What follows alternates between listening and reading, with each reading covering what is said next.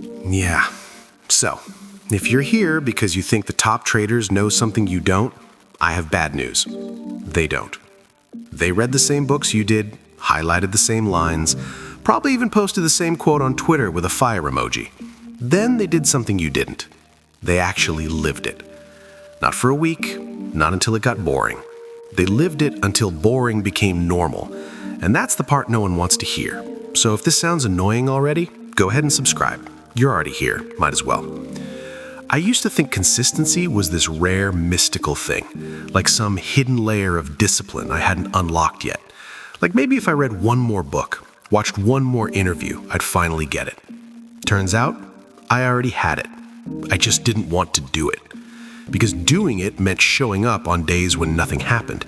It meant following the same boring rules when I didn't feel like it. It meant treating wins and losses like background noise instead of personal commentary. And that sounded unrewarding. So I didn't.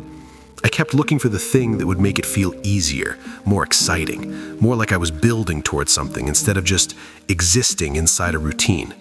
Spoiler, that thing doesn't exist. Here's what actually separates the 5% from everyone else. It's not discipline, it's not intelligence, it's not risk management or journaling or some perfect morning routine. It's this. The 5% stopped needing trading to feel meaningful. They stopped treating every trade like it said something about them. They stopped checking results like report cards. They stopped letting one red day ruin their mood or one green week convince them they'd figured it out. They just traded like it was a job, a boring one. And the 95%? They can't do that because boring feels like failing. Boring feels like nothing's happening. And if nothing's happening, why are we even here? So they add more, trade more, watch more, react more, and call it staying sharp. I remember Sarah. She traded futures, sat quiet on group calls, never said much unless someone asked her directly. One day, someone asked how her week went. She said, fine. Took 4 trades, 2 worked, 2 didn't. That was it. No story, no explanation, no emotional color. Just fine. And I remember sitting there thinking, that sounds so boring. Yeah, it was. But she made money, consistently, for years. While the rest of us were journaling our feelings and posting about trust the process, Sarah was already done for the day. Laptop closed, living her life. She wasn't special. She just stopped treating trading like it owed her something interesting. Mark Douglas wrote an entire book explaining that individual outcomes don't matter. Trading in the Zone. You've probably read it. You've probably highlighted the part where he says every trade is just one instance in a series of probabilities, and attaching meaning to any single result is irrational. You probably nodded, agreed, felt smarter. Then you took a loss and immediately thought, what did I do wrong? Yeah, me too. Because it's one thing to understand probability in theory, it's another thing to sit through a losing trade and not feel like it's personal, not feel like the market saw your entry and decided to embarrass you specifically. It didn't, but it feels like it did. And that feeling, that's the gap. The 5% feel it too. They just don't let it rewrite the plan. I had a mentor, woman in her 50s, calm, grounded, traded options like she was filing taxes. And she had this way of talking that sounded like Kevin Hart roasting you at a family dinner. I told her once after a bad week, I don't know why I keep doing this to myself. She laughed. Not like, oh, it's okay, laughed. Like, wow, you're really doing this again, laughed. Then she said, you keep doing it because you think the answer is complicated. It's not. You're just bored and you don't want to admit it. I stared at her. She shrugged. Boredom's not a problem. Boredom's the job. You're just bad at jobs. I wanted to argue. I didn't, because she was right. The 95% love talking about systems. They love atomic habits. They love the idea of small, boring actions compounding over time. They love saying things like trust the process and stay consistent. Then the process gets boring, and they change it. They add indicators, they increase size, they start trading more because sitting still feels like wasting time. And they tell themselves it's because they're optimizing. It's not optimizing. It's boredom with a better word. James Clear literally wrote that the cost of good habits is boredom, that at some point you have to keep doing the thing even when it stops being interesting. The 95% read that line. They agreed with it. Then they acted like they were the exception. I watched this happen in real time with a guy named Leo. Smart trader, solid system. Followed his rules for 3 months, made steady money. Then he got bored. Started adding trades, started watching more pairs, started staying in longer because the setup was still valid. Within 2 weeks, he was back to break even. And when I asked him what happened, he said, "I don't know, I thought I was being more active." Yeah, you were. That was the problem. There's this other book, Best Loser Wins. Whole thing is about sitting in discomfort, letting trades breathe, not interfering just because it feels bad. Most people can't do it. Not because they don't understand it, because it feels wrong. Sitting in a trade that's slightly red feels wrong. Waiting for confirmation when you already know it's going to move feels wrong. Letting a trade hit your stop without trying to save it feels wrong. So they don't do it.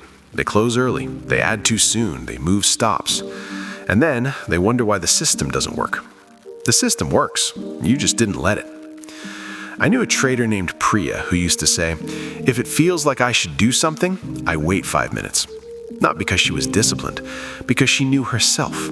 She knew that the feeling of urgency was almost always emotional, and that emotions don't care about probabilities, they care about comfort. So she'd sit there, annoyed, uncomfortable, watching the price move. And most of the time, the feeling passed, and the trade either worked or it didn't. But she didn't make it worse by reacting. That's it. That's the whole thing. She just didn't react. If you've done this before, leave a comment. I know you have. Here's the thing nobody says out loud. Consistency isn't hard because the rules are complicated. It's hard because the rules are boring. And boring doesn't feel like progress. Boring feels like nothing. So we convince ourselves that doing more, trying harder, staying longer, watching closer, that all of that is discipline. It's not. It's just noise pretending to be effort. Real discipline looks like turning off the screen when the plan says to, even when it feels early, even when you could keep going. Real discipline looks like taking the same 3 setups every single day, even when they're not exciting. Real discipline looks like following your risk rules even when you're sure, like really sure that this one's going to work. The 5% do that. The 95% read about it, agree with it, and then spend the rest of the week explaining why their situation was different. There was this guy, Marcus, who traded from a co-working space. Quiet, headphones on, never talked to anyone. One day, someone asked him how long he trades each day. He said, about 90 minutes. They laughed. That's it? He nodded. Yeah, that's all my system needs. After that, I'm just watching. So what do you do the rest of the day? He shrugged. Live my life. Everyone thought he was undershooting, playing it safe, not serious enough. 2 years later, he was still there, still trading, still consistent. Most of the others weren't. The compound effect is another one. Darren Hardy, whole book about small actions repeated over time. The 95% love that idea, until time actually passes. Then they start comparing. They see someone else's results. They see bigger results. They see faster growth. They see bigger wins. And they think, maybe I should be doing more. So they do more. And it doesn't compound. Because compounding requires patience. And patience requires ignoring what everyone else is doing. The 5% don't check. They don't compare. They just keep going. Not because they're confident, because they decided the alternative is worse. I used to think belief mattered, like if I just believed hard enough, visualized success, stayed positive, that it would make a difference. It didn't. Not because belief is useless, but because belief without behavior is just noise. You can believe in your system all you want. If you don't follow it when it's boring, it doesn't matter. You can visualize success every morning. If you still revenge trade after a loss, it doesn't matter. Belief comes after action, not before. The 5% don't wake up motivated. They wake up and do the thing anyway. Then eventually, the results show up, not because they believed harder, because they acted longer. My mentor told me once, "You're not struggling because you don't know what to do. You're struggling because you keep waiting to feel like doing it." I said, "So what do I do?" She said, "Stop waiting." That was it. No strategy, no mindset shift, no tool. Just stop waiting. Here's what the 5% actually do differently. They stop negotiating with the plan. They stop explaining why today's different. They stop looking for confirmation that they're on the right path. They just execute. Win or lose, excited or not, fair or unfair. They execute, and they do it again tomorrow, and the day after that, until it's not a decision anymore. It's just what they do. There was a woman named Jamie who traded crypto. Volatile, fast, emotional market. And she had this rule: no trades after 2 p.m. Someone asked her why. She said, because after 2 p.m., I start making trades I wouldn't make at 10 a.m. So you just stop? Yeah, I just stop. Even if there's a setup, especially if there's a setup. That's discipline, not trading more, trading less, and knowing when you're the problem. The gap between the 5% and the 95% isn't knowledge. It's not talent. It's not access or capital or mentors or luck. It's the ability to do the boring thing again and again and again without needing it to feel important. The 95% can't do that. Not because they're weak, because they're still treating trading like it's supposed to mean something, like it's supposed to prove something, like it's supposed to feel like progress every single day. It's not. Most days it just feels like showing up.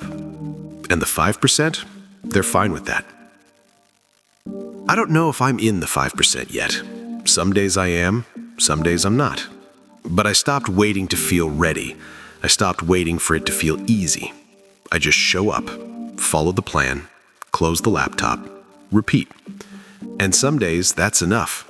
Most days, actually. If this sounded familiar, subscribe. You're already here. And if you've sat through a trade you wanted to close early but didn't, if you followed your rules on a day you didn't feel like it, if you've ever been bored and stayed anyway, yeah, you're closer than you think. You just have to stop lying about what consistency actually looks like. It's not impressive, it's just repetition. And the 5%, they just stopped pretending it was supposed to be anything else.